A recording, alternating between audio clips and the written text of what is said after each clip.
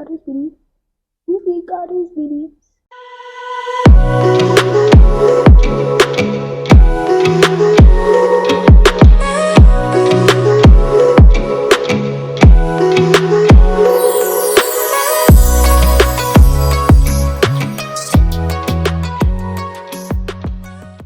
Hi chick fam, welcome back to my channel. Whoops, scratch that. Welcome back to our channel Moments with God, where we get to talk about everything right here. It is time for me to give you a scoop into everything that happened this week, or let's say the previous week. This week was a busy one. It was a week full of love, drags, bars, and bows, a mix of everything from the losses to the wins at the Grammys, talking about the lovey-dovey stories, not forgetting the drags, the bars, and the bows. But trust me, I'm going to bring all of that right here. I'm just going to be giving you a full download of everything that happened this week. Please keep it locked right here.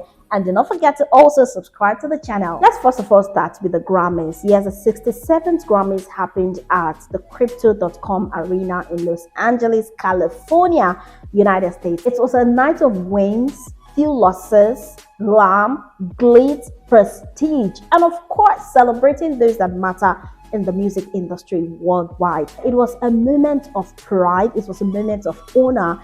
And talking about the fact that one of our very own Nigerian artist, Tems Temilade Okpeni, won the Best African Music Performance for her song Love Me Jeje, Love Me Tender. Now, Love Me Jeje, Love Me Tender is a reimagination of Seyi Shodemo's 1997 classic Love Me Jeje, Love Me Tender, featuring the delectable Shafi Bello. It was such a moment of pride for Tems and her mom, because she's really come a long way in just a short time. But I must say that we get to see just the wins, right? But it takes a full time or a full long process of grinding to be where you are. Now let's talk about some of my top moments at the Grammys. Some of the conversations that generated around the Grammys. Let's first of all talk about Asake. Now Asake was trending for the fact that he was interviewed, and while speaking, for some people, he did not fit into their idea of someone that knows how to speak English properly. So they were mocking him. Like, I don't know how we tell people to be authentic, to be themselves, and then we go ahead and mock them when they dare to be themselves. Why is that? It's something I don't really understand. Let's talk about Yemi Alade. Now, Yemi is the queen of hearts. Like, she won my heart, and no wonder veteran actor Chiwa Talago also made a video talking about the fact that this woman did not just, carry the African prestige on her head, but she was able to exude the true identity of being an African child. And I think that Yemi is one authentic person that everyone should look up to in the industry. Big congratulations to you, Yemi Alade. You may not have won the award, but honestly, you've won hearts. Let's give you a bit of the bars and bows that happened this week. So on X, this man and his fiance were trending this week after his fiance made an innocent post of her at the gym. And then someone made an unpleasant comment, a suggestive comment, a sexual comment, and then the man came and said, "You will soon do that in detention." And then everybody came for this guy.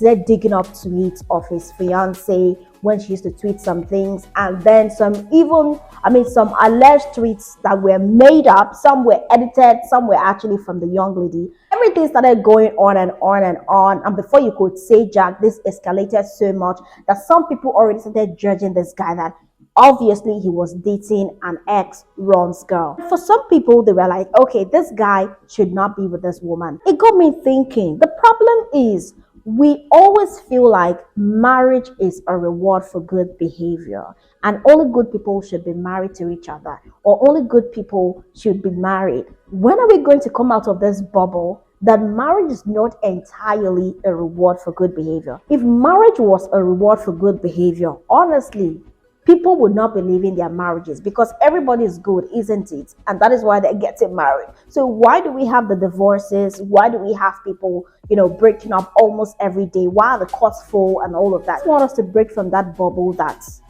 it has to be about two perfect people. Sometimes people are not perfect. but they just find themselves. And honestly, when you want to understand people's love, you will really find it difficult. You're not going to be able to understand people's love these days. Still an extension of the bass and the bows. This week, Naira Marley and Arista were trending. Arista, our own darling Sabi girl, was trending this week after she posted an innocent video on TikTok vibing to Naira Marley's new single, I Am Back. And somehow this did not sit well with the ex community. The drag started.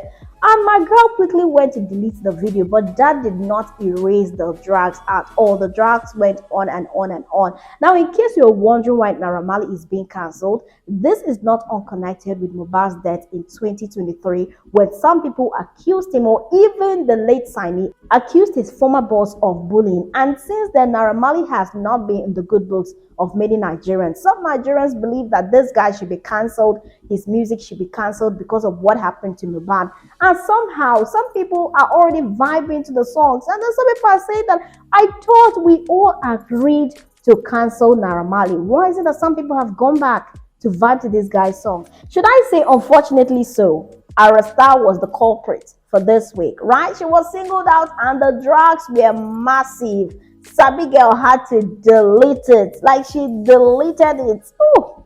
But seriously, if you think that cancel culture should be a thing, should celebrities be cancelled over their over what they do, like over their personal expressions, their opinions, or their personal life? Do you think that celebrities should be cancelled? Please let me know in the comment section. And also this week, it was a river of tears, or should I say river of controversy, as USAID, an agency that is responsible for offering aid to at least 60 countries. According to the United States president, this agency has been marred in corruption, and he's trying to see how he can have an overhaul. And since then, there have been a lot of questions, especially here in Africa, particularly in Nigeria, as many non-governmental organizations are dependent on the USAID. Let me explain. I mean, they work together with the USAID to provide aid, talking about health, talking about education, talking about economic reforms or initiatives, and so many other things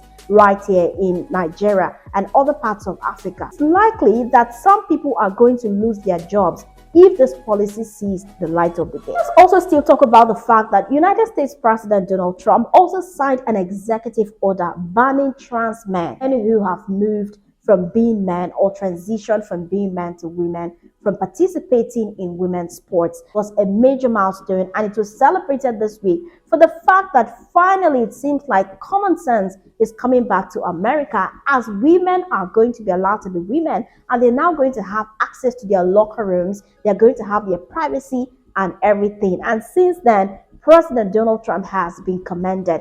In fact, he has never hidden the fact that he does not believe in the ideology of gender transitioning. And I'm still talking about international politics. Let's talk about the fact that our very own Auntie Kemi Badenoch, came under fire this week over her immigration plans, or let's say her immigration policy. According to Auntie Kemi Badenoch, she is going to make immigration stricter.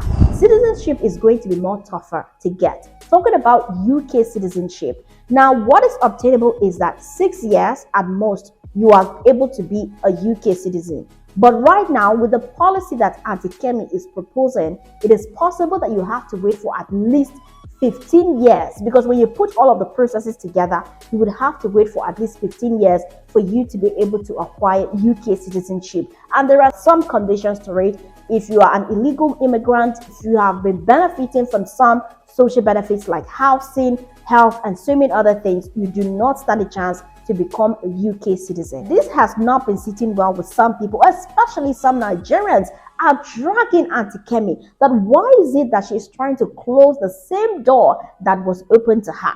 What do you think about this? Do you think that Auntie Kemi is trying to do the right thing, or she is just trying to be the next Prime Minister of the United Kingdom? All right, now away from Auntie Kemi and her immigration policy, let's talk about the fact that our own very Odogo seems to have fallen in love. Hey, who would have thought?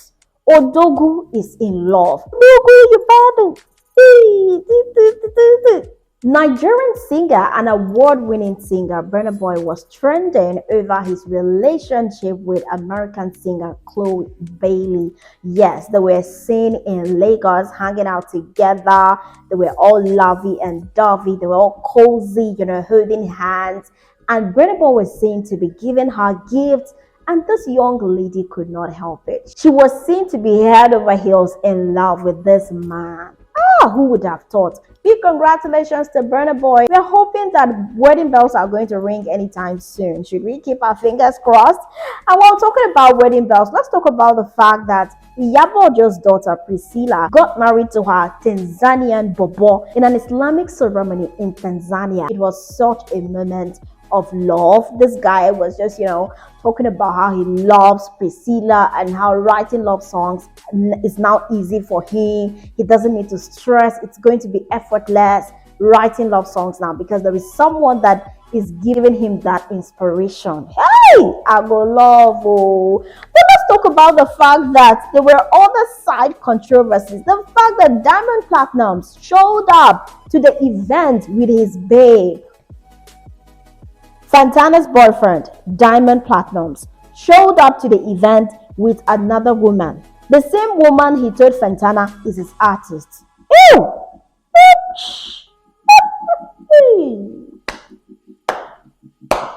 Men will leave you in the desert without water. Yes, I really cannot wait for the fourth episode of Young, Famous and African so that we'll see the excuse that Fantana is going to give because honestly, how is she taking it? How is she really taking it? Because every other person knows that Diamond is a player except Fantana. Girl, wake up. Wake up.